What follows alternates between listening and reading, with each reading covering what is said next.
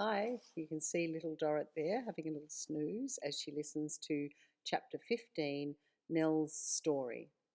Miguel called out, "Gotta keep reading now.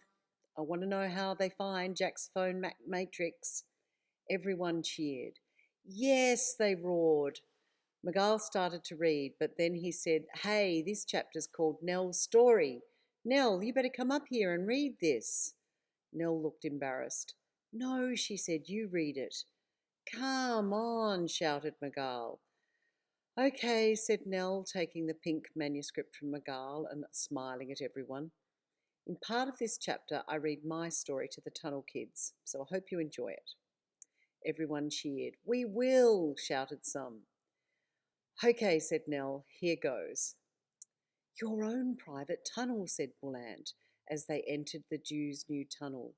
"Yes," said Nell, "but it's brand new, and Tilly doesn't know yet, so please don't tell her." "Tilly's my little sister," said Toll. Squid's eyes widened. "She will love it," she said. "It's going to be her springtime surprise," said Nell. Petrel nodded. "It's good," she said. "We'll debrief in our underground rumpus room first," said Nell. "Tilly's asleep upstairs, and Tamsin's probably going to be too. She's our live-in student."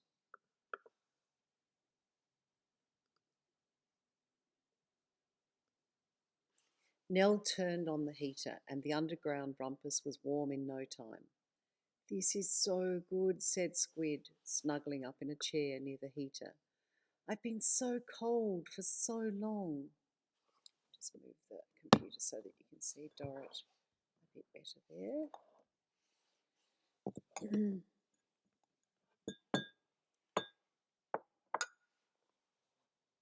Toll raced to the rumpus cupboards and handed out bags of nuts and crisps and cups of juice. "Thank you," said Nose. "I'm starved." "I need to contact Jax's parents," said Nell. Everyone nodded, happily eating, grateful to be warm, but hellishly anxious about their friends. "Do you think they'll find them?" asked Bullant. "Of course," said Toll. "Dad and Solo are machines." But deep inside he was so anxious. He just didn't want to show it. "Okay," said Nell, returning from the other room. "Asmax and Xavier are sending all the magic they can from the land of ice and fire. I think the best thing we can do is sleep." "Sleep," said Petrel.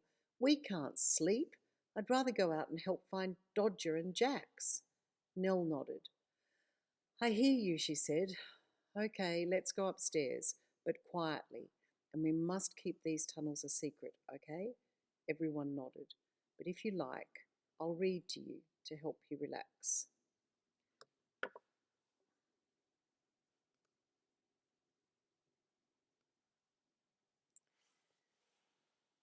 "I'd rather go back out and help," said Petrel, looking defiant. "I'd really rather keep you safe here," said Nell. "We'll hear from Bill and Solo soon." "How?" asked Petrel. "They'll find a way," said Nell. "I'd like to hear the story," said Squid. "Me too," said Nose. Petrel sighed. "Okay," she said. As they walked quietly up the stairs, Squid couldn't help making little oohs and ahs. The Jew's house was full of curious things, and there was a lot of art as well, wonderful images from all over the universe. When the children entered the dining room, they were amazed by the decorations around the room and on the table. The weekend before, Nell had held her annual Mad Hatter's dinner party in honour of her unbirthday. Nell's unbirthday was a day she would choose quite out of the blue every year, instead of celebrating her real birthday, which was on Christmas Day. It's too hard trying to compete with the alleged Son of God, she'd decided when she was 8 years old. And because that was the very year she'd been given her first copies of Alice in Wonderland and Alice Through the Looking Glass, she hit upon the idea of having an unbirthday, or several, in fact. The concept of having an unbirthday really belongs to Humpty Dumpty in the original Alice Through the Looking Glass. He argued that there were 364 days upon which to celebrate an unbirthday and only one day on which to celebrate a birthday. So, seeing as she didn't want to have her birthday on her real birthday, Nell decided to have her unbirthday on a different day every year, and sometimes she would have 5 of them. The room was decorated with enormous paper mache puppets, which Bill had made with the children. Nell's favourite was, of course, the Mad March Hare himself, but she also liked Bill's childhood icon, Pinocchio, with his exceedingly long nose. Tilly had made an enormous Alice in Wonderland, and the boys had made versions of their own favourites, Martha the Martian for Toll and Aslan the Lion for Solo. Tamsin was a great fan of Jeremy Fisher, so he sat high above the proceedings on a water lily pad. The puppets were strung from the ceiling with invisible fishing line. They all bobbed about, looking for all the world as if they were flying. "Wow," said Squid, her eyes lighting up. She looked back at Toll for an explanation. "My mum's unbirthday party," he said, shrugging his shoulders. "What can I say? She loves her unbirthdays." Squid laughed. "Me too," she said. "What's this?" A Humpty Dumpty puppet was sitting on a wall, but there was a winder on his side. "My dad's a toy maker," said Toll. "You can wind him up if you like." Squid looked at Petrel for permission. She nodded, clearly in awe of the beautiful room. After Squid had wound him up, Humpty Dumpty said proudly, "When I use a word, it means just what I choose it to mean, neither more nor less. I take charge of words, you know. Well, I have to. They've a temper, some of them, particularly verbs. They're the proudest. Adjectives you can do anything with, but not verbs. However, I can manage the whole lot." After he finished speaking, he fell off his wall and lay on his side. "No, no, no," he said. Squid laughed and asked if she could do it again. "Once more," said Petrel firmly.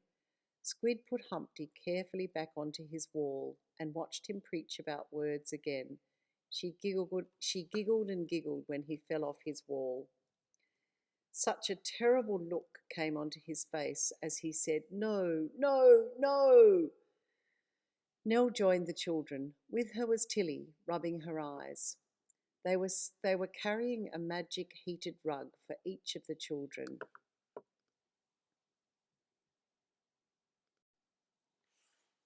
"Hello," said Tilly. "I'm Toll and Solo's sister. Would you like a heated rug?" "You'll like them," said Nell. They're the best. Magic heated rugs. Wrap one around yourself and it will take away your fear. That's important. Each of the tunnel kids took a rug. Petrel looked anxious, but Nell smiled at her. "It won't harm you, I promise," she said. "Now, let's have some food, and then you can have a wash if you like. I've found some clothes for you,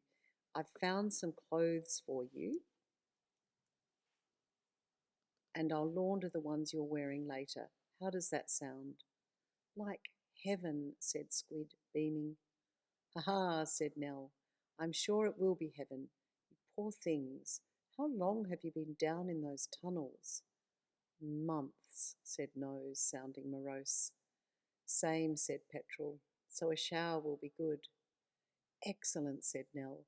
"I'll show you the way," said Tilly with a welcoming smile. Toll didn't want to tell the others about telepathy since Solo had suggested that he didn't, but he'd been checking in with Solo and his dad. There wasn't any news. They still hadn't found Jax or Dodger. He felt so worried. He knew that Jax would only stop sending messages if she was unconscious or worse. Still, he didn't want to look terrified, so he focused on making his guests feel at home. "There are 3 bathrooms," he called. "There are 3... Oh, I don't think he needs to say that.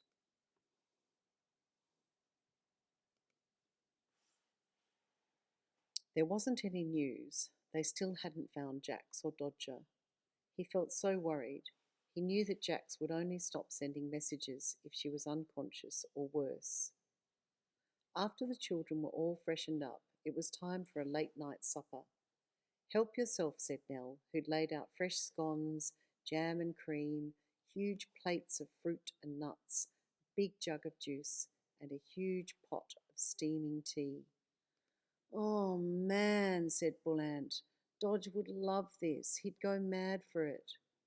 Nose started crying. I'm so sorry, said Nell. What a time you've been through. Toll looked worried. Could you tell us one of your stories? Oh no, so we've already said that. Sorry, I am writing as we're going along, so I'll just stop again and change that.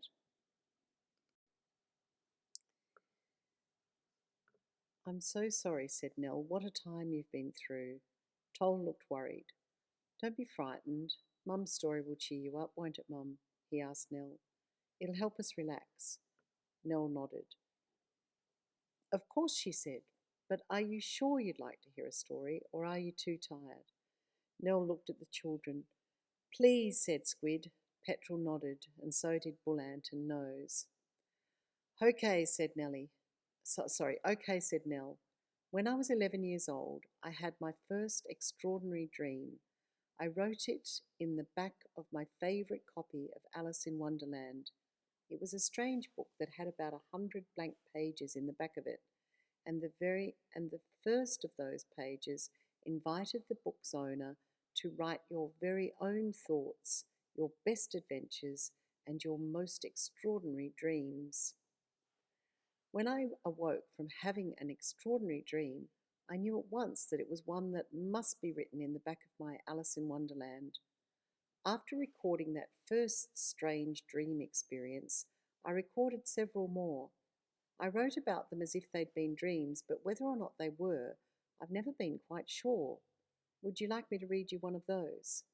Yes, please, said all of the children at once. And then they gave one another high fives for saying the same thing at the same time. Okay, said Nell, retrieving an old book from one of the shelves in the dining room. Here we go.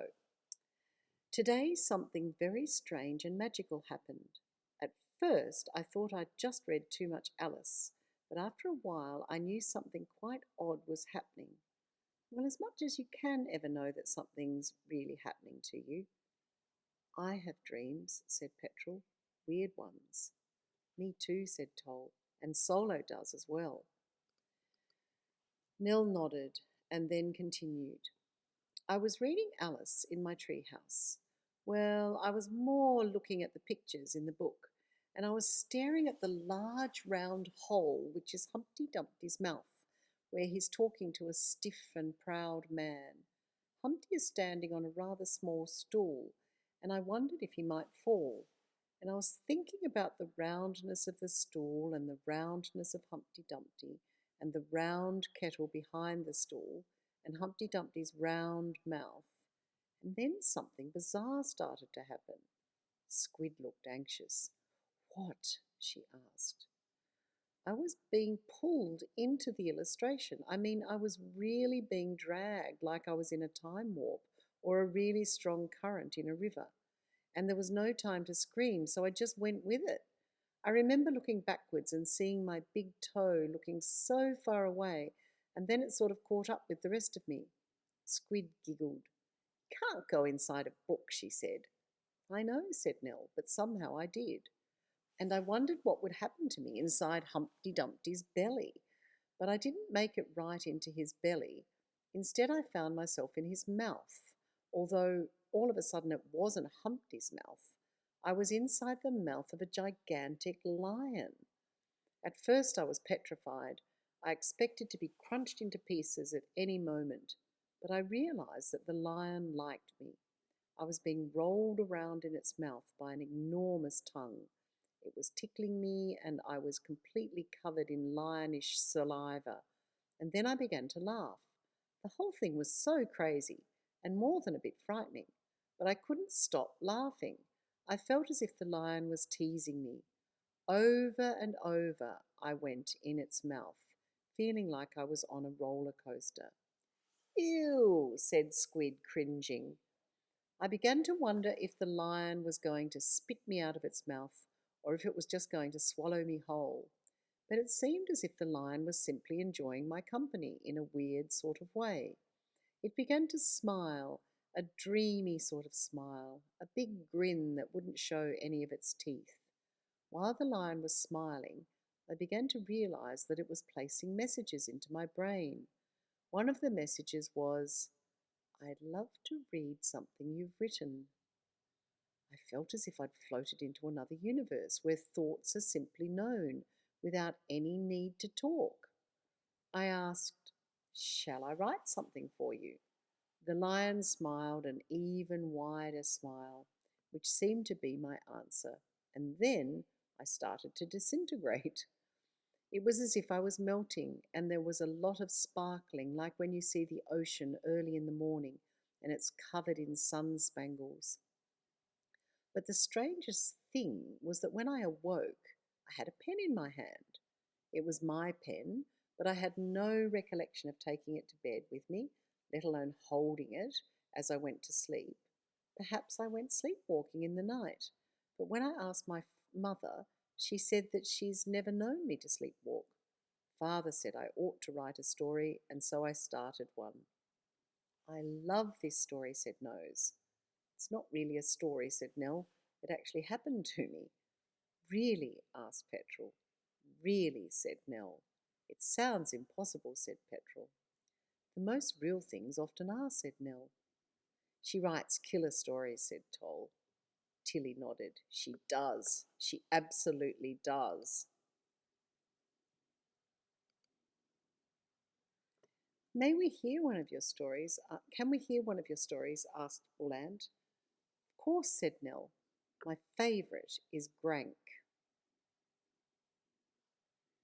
said Toll, looking excited. Oh, sorry. Of course, said Nell. My favourite is Grank. Our whole family loves Grank, said Toll, looking excited. We do, said Tilly, who seemed a bit in awe of the visitors. Nell smiled at everyone before she began. I know we're all feeling worried about Dodger and Jax, but let's hope that this story can make us feel a bit happier. The children nodded and snuggled down in their magic warm rugs. Squid was right next to Petrel, who put her arm around her. Here we go, said Nell. Grank by Nell Mays, because that was my name before I was married. Alice and Tom leaned against the thick stone wall that surrounded Greatlands, the amazing home of their great-grandparents. It was wonderful to be there at last, having waited all year for the holidays. That December day, in the southern hemisphere of Earth, everything was ablaze with the noonday sun. The air was thick with the sounds of insects, crazy birds, and other awkward bush noises. The children were tired after their long bus journey, and the walk from the depot was sapping what little energy they had left. When they started to walk again, the stone wall seemed to go on forever as they ran their hands over its rough surface. But finally they reached the big blue gate, upon which was written in golden letters, Great Lands. Squid smiled at Nell and looked as if she might go to sleep. The gate creaked as Alice pushed it open, and there stood the old sandstone mansion with its sky-blue window ledges. There was an enormous pear tree at the front of the house. Their grandmother had tied little mirrors all over the branches of the tree, so that the little mirrors could reflect the sun and make the tree light up as if fireworks were being released all over it. It looked magnificent. I love this story, said Nose, interrupting. I'm glad, said Nell, pleased that the tunnel kids were beginning to relax.